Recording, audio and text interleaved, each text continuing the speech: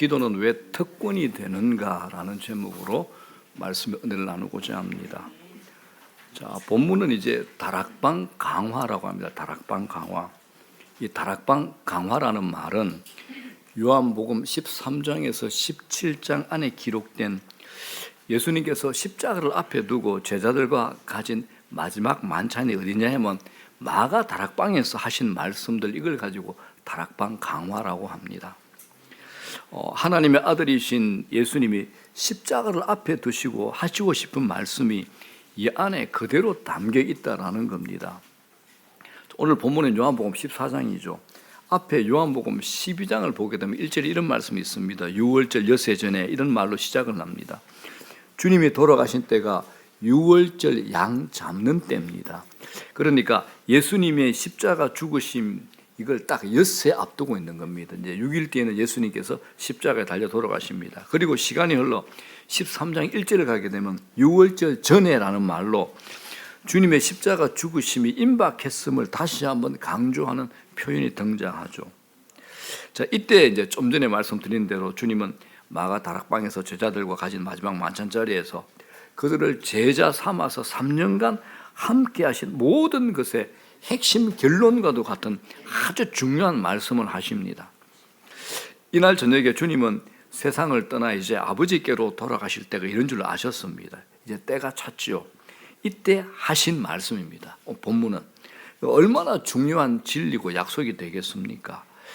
자, 오늘 우리 함께 교독을 했는데 본문에 담긴 주님이 하신 말씀의 주제가 무엇일까요? 기도라는 주제를 다루고 있는 것은 분명합니다. 13절 14절 이런 말씀이 있죠.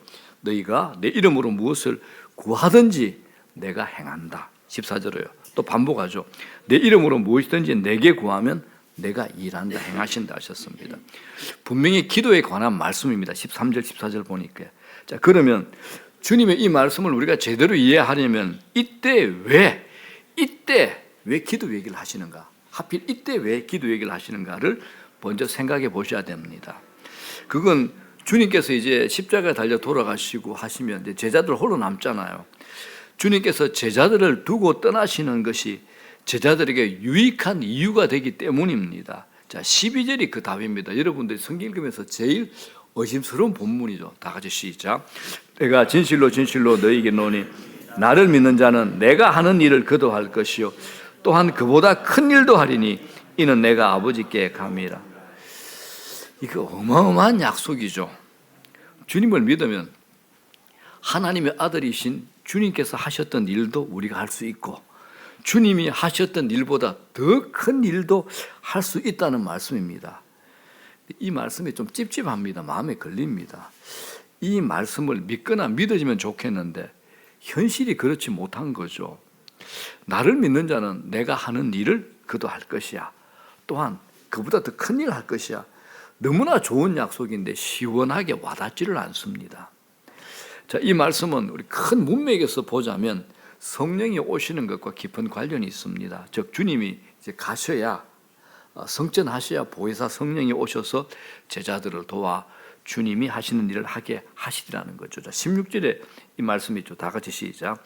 내가 아버지께 구하겠으니 그가 또 다른 보혜사를 너희에게 주사 영원토록 너희와 함께 있게 하리니. 또 다른 보혜사가 누구죠? 성령입니다. 이 성령은 영원토록 우리와 함께 있는 겁니다. 그래서 여러분, 내 안에 성령이 와 계시다는 게 뭡니까? 내가 성령이 와 계시면 제일 첫 번째 반응이 뭡니까? 예수님을 구주로 고백을 합니다. 여러분들 안에 나는 예수님이 내 삶의 구주야, 내 인생의 주인이야 라는 고백이 있으면 그분 안에는 무조건 성령이 와 계시면, 근데 그 성령은 영원토록 함께 있습니다. 안 나가십니다. 우린 자꾸 내 감정, 내 기분, 내 느낌으로 확인하려고 그러는데 아닙니다. 내 느낌과 상관없이, 내 감정과 상관없이 주님의 약속이 더 확실한 겁니다. 성령은 우리 안에 계시고 절대 떠나지 않으십니다. 자, 그럼에도 이제 이 12절의 이 말씀은, 이 비밀은 좀 풀고 가야 될 것입니다. 자, 12절 뭐라 그럽니까? 나를 믿는 자는 내가 하는 일을 그도 할 것이요 또한 그보다 큰 일도 하리니. 이 말씀이죠. 그죠? 자, 여기서 먼저 풀어야 할 것, 주님께서 내가 하는 일, 이게 뭘 가리키는 의미일까요? 내가 하는 일. 그죠? 자, 여러분 이 말씀 주님께서 하시는 일은 뭐라고 생각하십니까? 구원이죠. 그러죠. 자, 이 말을 이해하는데 더 혼란스럽게 하는 부분은 그 뒤에 나오는 그보다 더 큰 일도 한다는 말씀일 겁니다. 자, 여기서 그보다 큰 일을 한다 해서 큰 일을 그러면 무엇을 가리키는 말씀일까요? 이해는 좀 되긴 되는데 산 넘어 산인 것 같습니다. 그렇죠? 그러다 보니까 이제 많은 사람들이 이 본문을 이렇게 오해를 합니다. 내가 하는 일이 뭐냐? 이 말씀은 주님이 행하신 많은 기적과 이적을 가리켜 말씀하시는 것이다. 그래서 제자들은 주님께서 행하신 것보다 더 많은 더 큰 이적과 기사를 행하게 되리라고 이렇게 오해를 해서 읽고 이해하기 쉽습니다. 그런데 이 본문 뒤에 나오는 기도라는 이 본문의 뒤에라는 이 말은 뒤에는 기도라는 주제하고 연결되어 있죠. 자, 12절 뭐라 그럽니까? 내가 진실로 너에게 노니 나를 믿는 자는 내가 하는 일을 그도 할 것이요 또한 그보다 큰 일도 하리니 그러면서 이렇게 연결됩니다. 너희가 내 이름으로 무엇을 구하든지 내가 행하리니 뭘 가리킵니까? 기도를 말하는 거죠. 주님이 말씀하신 나의 하는 일 이게 기적과 이사로만 이해된다면 우리는 나는 주님 믿는데 나를 통해서는 왜 이런 기적과 이사가 일어나지 않는가 이 문제에 부딪히게 됩니다. 그러면 결국 나는 믿음이 없어서 그런가 보다 이런 결론을 내리게 되죠. 수많은 신자들이 자기의 믿음 없음을 탓하게 되고 자책을 하게 될 건데 이건 주님께서 의도하신 바가 전혀 아닙니다. 그렇다면 정말 주님이 하시는 일이 무엇입니까? 주님은 이적과 기사를 행하러 오신 것이 아니라 뭐하러 오셨습니까? 잃어버린 자를 찾아 한 영혼 한 영혼을 구원하시러 이 땅에 오신 겁니다. 그래서 예수라는 이름의 의미가 뭡니까? 구원자라는 의미를 가지고 있잖아요. 자, 마태복음 1장 21절 다 같이 시작. 아들을 낳으리니 이름을 예수라 하라. 이는 그가 자기 백성을 그들의 죄에서 구원할 자이심이라 하니라. 예수라는 이름의 뜻이 뭡니까? 구원자라는 의미를 가지고 있는 겁니다. 이것이 주님께서 하시는 일의 본질입니다. 주님이 의도하신 게 뭡니까? 죄인을 불러서 회개시켜 구원시키는 것, 죄인의 거듭남, 중생을 가리켜 말씀하는 겁니다. 자, 누가복음 10장을 보면 이 기가 막힌 일이 하나 나옵니다. 주님께서 70명의 제자들을 불러 모읍니다. 그래서 둘씩 짝지어서 복음 전도를 위해서 파송을 합니다. 그리고 이제 갔다 와서 이제 보고를 듣죠. 제자들이 전국을 돌아다니면서 복음을 전하며 경험한 일들을 이렇게 보고합니다. 자, 누가복음 10장 17절입니다. 70인이 기뻐하며 돌아와 이르되 주여 주의 이름이면 뭐죠?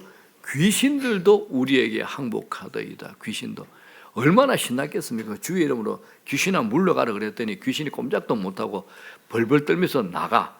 병자도 고쳐져. 얼마나 신났겠습니까? 우리 같으면 얼마나 현장감 있고 기쁨이 있을까요? 그런데 주님께서 전혀 다른 말씀을 하십니다. 20절 뭐라 그럽니까? 다 같이 시작. 그러나 귀신들이 너희에게 항복하는 것으로 기뻐하지 말고 너희 이름이 하늘에 기록된 것으로 기뻐하라 하시니라. 아멘. 우리는 귀신 나가는 게 더 기쁘죠. 그죠? 현장감이 있잖아. 그죠? 왠지 모르게 나는 능력이 있는 것 같아. 나는 뭔가 교회에 오래 다녀서 내 직분을 통해서 일을 하신 것 같아. 근데 하나님은 아니랍니다. 주님은 아니랍니다. 네 이름이 하늘에 기록된 것으로 기뻐하라고 얘기합니다. 자, 눈에 보이는 이적들, 귀신들 쫓겨나가고 병자 고침 받는 것, 그것보다 더 중요한 것은 눈에 보이지 않지만은 영적인 변화, 한 영혼이 구원받는 거듭남이라는 겁니다. 예수 믿게 되는 것이라는 겁니다. 이게 사실상 이적과 기사보다 더 큰 일입니다. 이것이 바로 주님께서 오신 목적이고 주님이 하신 일이 됩니다. 자, 그렇다면 주님께서 12절에 중반에 보게 되면 그보다 더 큰 일도 하리니 이건 어떻게 이해할 수 있을까요? 자, 주님이 하신 일이 구원이라면 이보다 더 큰 것은 무엇을 의미하겠습니까? 주님은 팔레스타인, 이스라엘 지역을 떠나지 않으시고 거기서 사역하셨죠. 하지만 이제 주님이 떠나고 나면 제자들을 통해서 그리고 교회를 통해서 지금 우리를 통해서 하게 될 일을 전 세계적인 추수 선교가 될 것을 염두에 두고 하신 말씀입니다.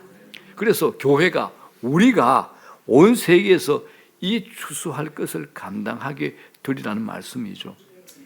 자, 그렇게 되면 여러분 주님이 하신 말씀, 저 기도에 대해서 하시는 말씀이 어떤 맥락에서 그리고 어떤 주제와 관련이 되어 있는지를 이제 우리가 좀 파악할 수 있게 됐습니다. 자, 12절 말씀 다 같이 읽습니다. 시작. 내가 진실로 진실로 너에게 노니 나를 믿는 자는 내가 하는 일을 그도 할 것이요 또한 그보다 큰 일도 하리니 이는 내가 아버지께로 감이라. 자, 이 말씀의 의미를 제가 정리를 합니다. 당시의 제자들 그리고 지금 우리는 주님이 하신 일을 하게 될 겁니다. 그건 바로 죄인들을 구원하는 일에 우리가 쓰임받는 겁니다. 더 나아가 전 세계적으로 그 일을 감당하게 된다는 선교적인 책임과 명령을 우리에게 맡기신 겁니다. 자, 여기서 이제 우리가 또 놓치면 안 될 게 있습니다. 지금 주님은 제자들, 주님의 사람들만 놓고 말씀하고 계십니다. 다 하나님께로부터 난 자들, 거듭난 자들입니다. 주님이 하시는 일을 하는 사람은 주님의 제자들이고 주님 말씀대로 주를 믿는 자들입니다. 주님을 믿는 자들만 주님이 하시는 일을 할 수 있습니다.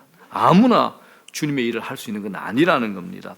주님을 믿는 자들만 주님이 하시는 일을 하면서 인생을 살게 되어 있습니다. 자, 이어지는 이제 기도에 대한 말씀도 마찬가지로 주를 믿는 자에게만 국한된 말씀입니다. 기도는 분명히 위대한 특권이고 위대한 약속입니다. 그러나 오직 예수 믿는 자, 거듭난 자들에게만 주어진 특권입니다. 거듭난 자들에게만 약속이라는 사실을 기억하는 것은 아주 중요합니다. 물론 주님께서 믿음이 아주 특출한 자, 믿음이 깊은 자, 큰 자라는 이 말씀하지 않았습니다. 대단한 믿음을 소유한 자들만이 주님의 일을 하고 더 큰 것을 하는 것이 아니라 모든 믿는 자들은 다 그렇게 할 수 있다라는 겁니다. 그렇기 때문에 기도는 오직 믿는 자들에게만 주어진 약속입니다. 위대한 특권입니다. 자, 기도가 믿는 자에게만 주어진 특권이라는 말은 13절에 내 이름으로 무엇을 구하든지라는 말로 설명이 되고 있죠. 13절은 뭐라 그럽니까?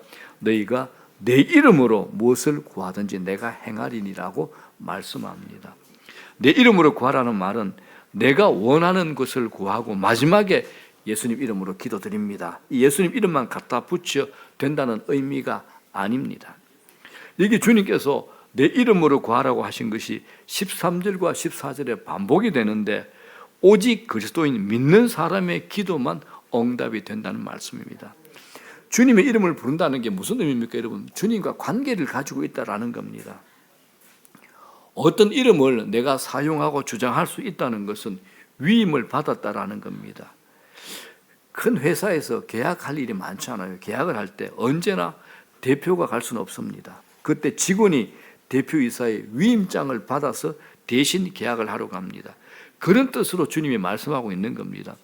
주님은 제자들을 알고 계시고 그들에게 당신의 일을 어떻게 하셨죠?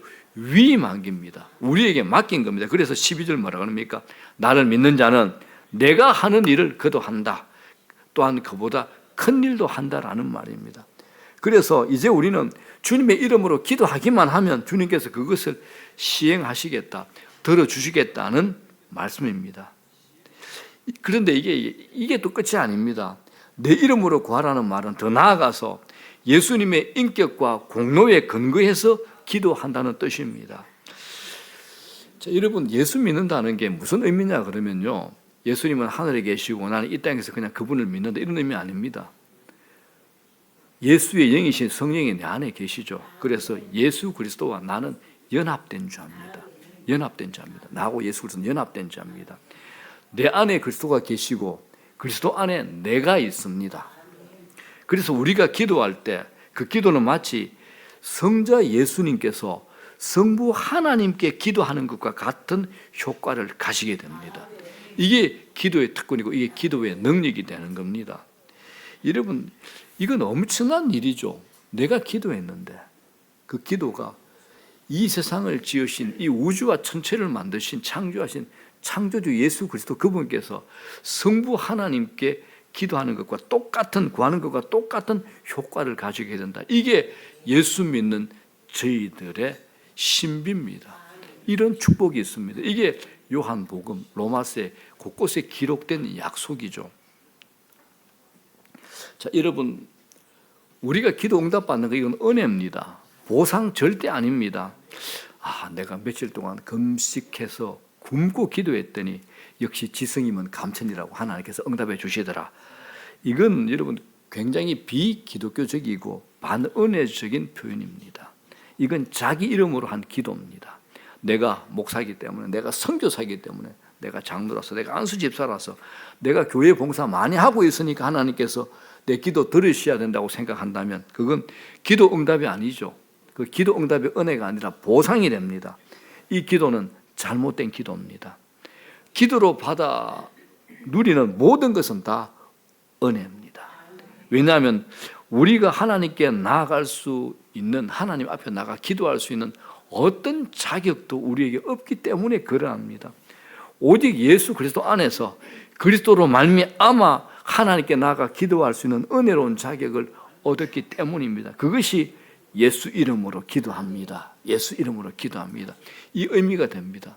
제발 여러분 기도하실 때 마지막에 그냥 아무 생각 없이 예수 이름으로 그냥 갖다 붙이지 마십시오. 나는 아무 공로 없지만은 오직 예수 그리스도로 말미암아서 예수 그리스도 안에서 하나님께 나아갈 수 있기 때문에 그 은혜를 말미암아 나는 예수 그리스도 이름을 사용하여 기도합니다. 이렇게 기도하셔야 됩니다.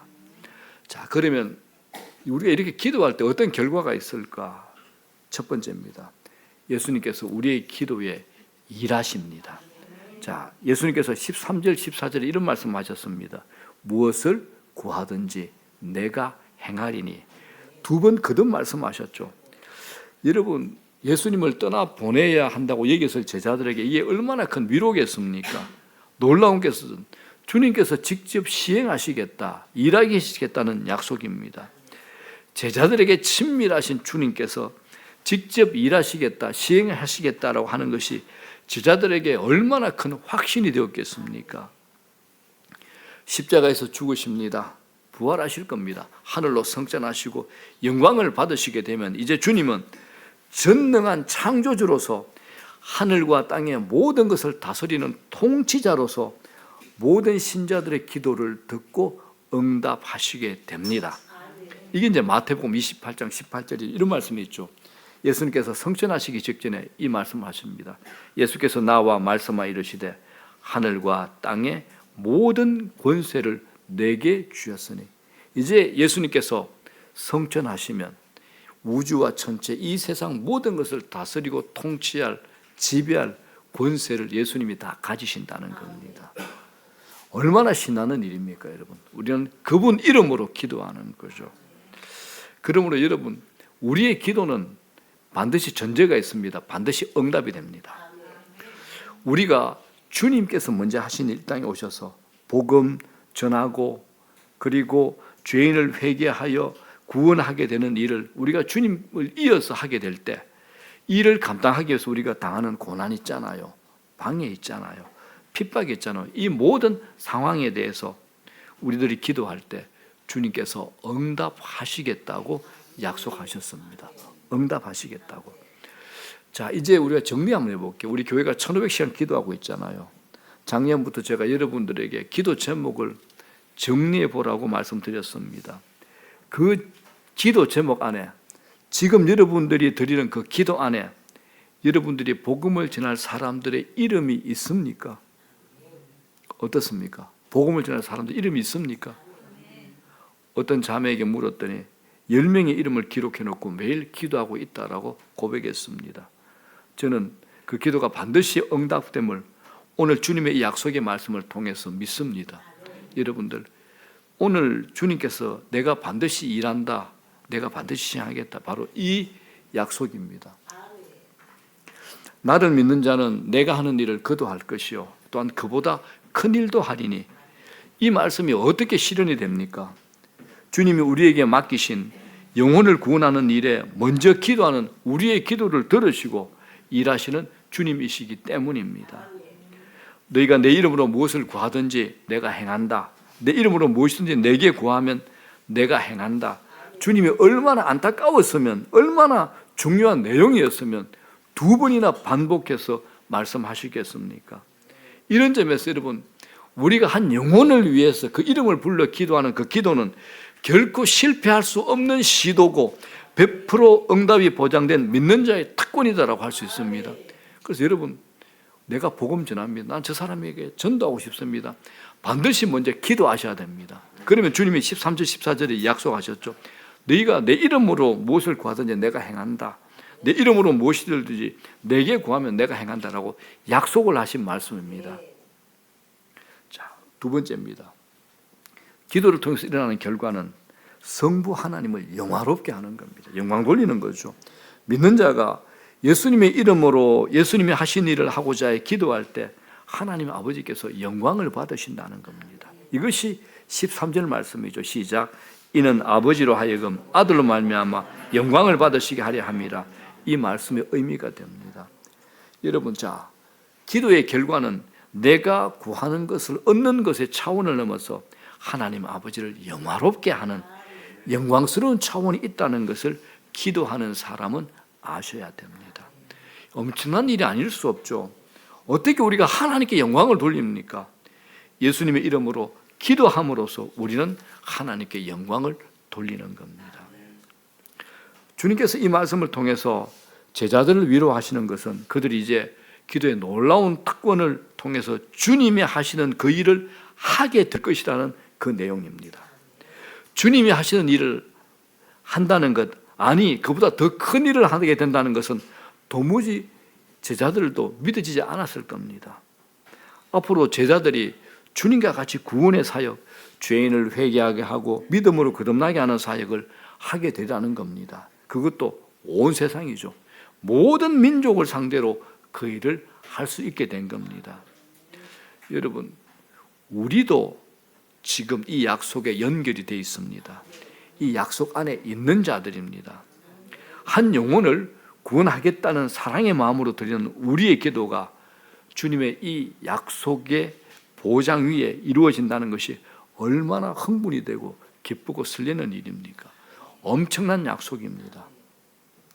당시 이 말씀을 들었던 제자들 한번 상상해 봅시다.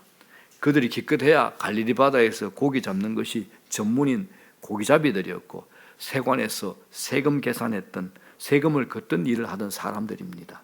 이런 사람들이 3년 그냥 주님을 쫓았다고 해서 어떻게 주님이 하시는 일을 할 수 있겠습니까? 그래서 주님은 모든 믿는 자가 이 엄청난 일을 감당할 수 있는 너무나도 확실하고 분명한 장치를 줬습니다. 그게 뭐죠? 기도입니다. 기도. 돈이 있어서가 아니라, 전문적인 지식이 있어서가 아니라, 능력이 풍부해서가 아닙니다. 기도로 된다는 말씀입니다. 이것이 오늘 요한복음 14장에 우리가 그동안 잘 애매하게 해석했던 이 약속의 말씀입니다. 예수님의 이름으로 구하면 예수님께서 반드시 시행하시겠다고 하신 말씀입니다. 오늘 말씀 우리로 하여금 믿음과 기도의 본질을 생각해 보게 합니다. 기도는 믿음을 전제로 하죠. 믿는 자가 기도하게 됩니다. 이 당연하고도 단순한 말이 의미하는 게 뭘까요, 여러분? 기도는 믿음을 전제로 한다고 제가 말씀했습니다. 그 믿음이라고 하는 것은 본질상 자기 부인을 전제로 하는 겁니다. 주님은 너희가 알아서 하라고 말씀하시는 무책임한 분이 아니셨죠. 너희가 할 수 있다고 하는 식으로 그들에게 자신감을 심어주는 분도 아니었습니다. 주님은 오직 한 가지 방법, 뭐죠? 놀라운 특권을 그들에게 줬는데 그건 여전히 주님이 하시는 방법입니다. 그들이 기도할 때, 우리가 기도할 때 주님께서 직접 행하시겠다는 이 방법이죠. 기도는 여러분, 이런 점에서 자신의 영적 가난을 인정하지 아니하는 한 결코 할 수 없는 행위가 바로 기도입니다.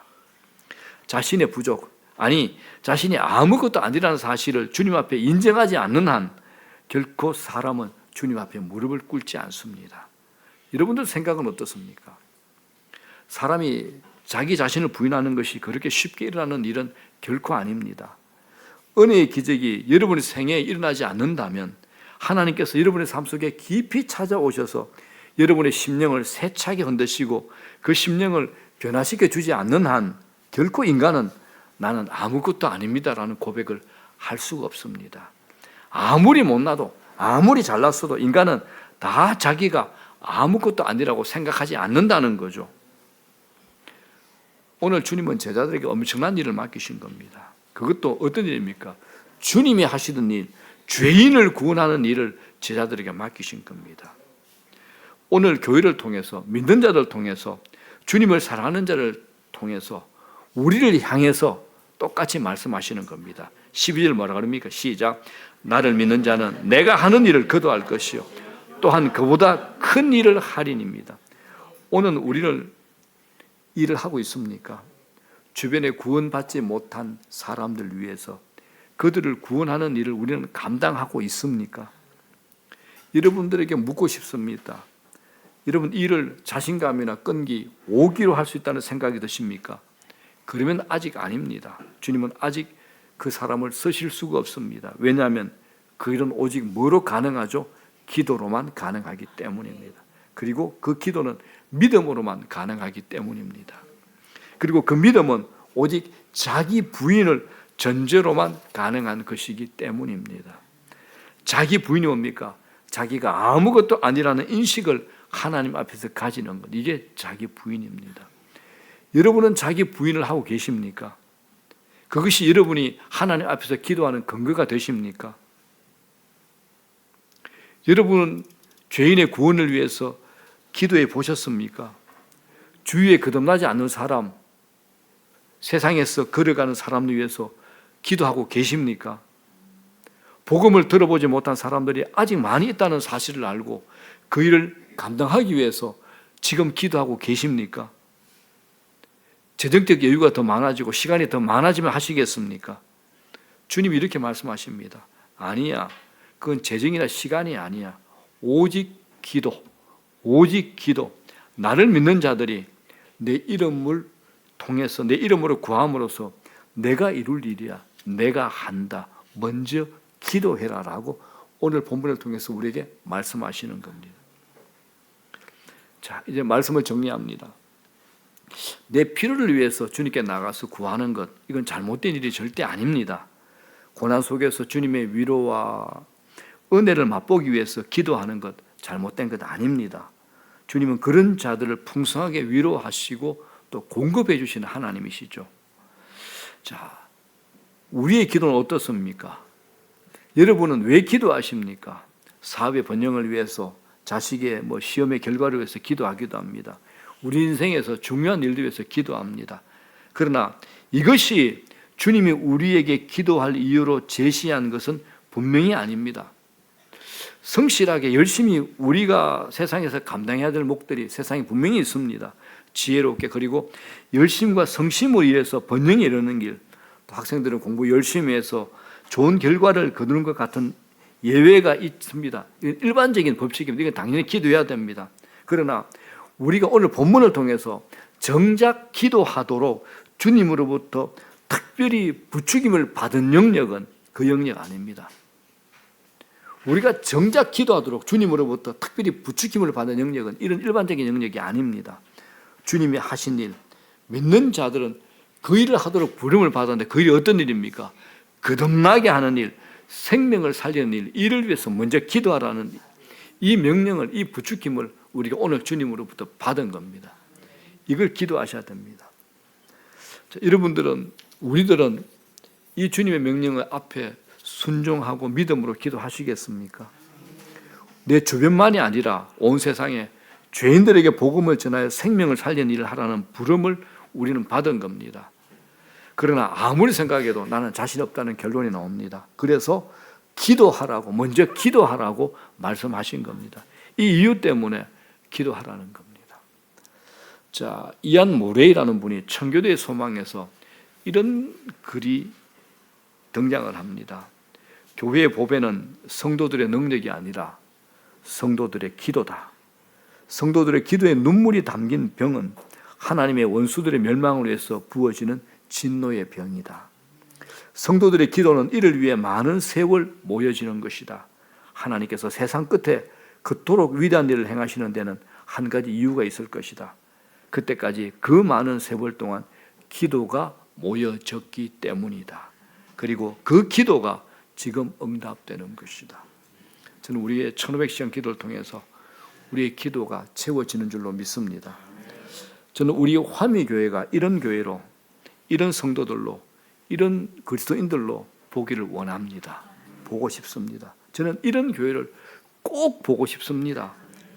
우리의 필요와 해결해야 될 문제 때문만이 아니라 정말 주님께서 명하신 이 일을 제대로 감당하기 위해서 우리의 무능을 너무나 잘 알기 때문에 예수 이름으로 엎드려 기도하는 그런 그리스도인, 그런 교회를 보고 싶습니다.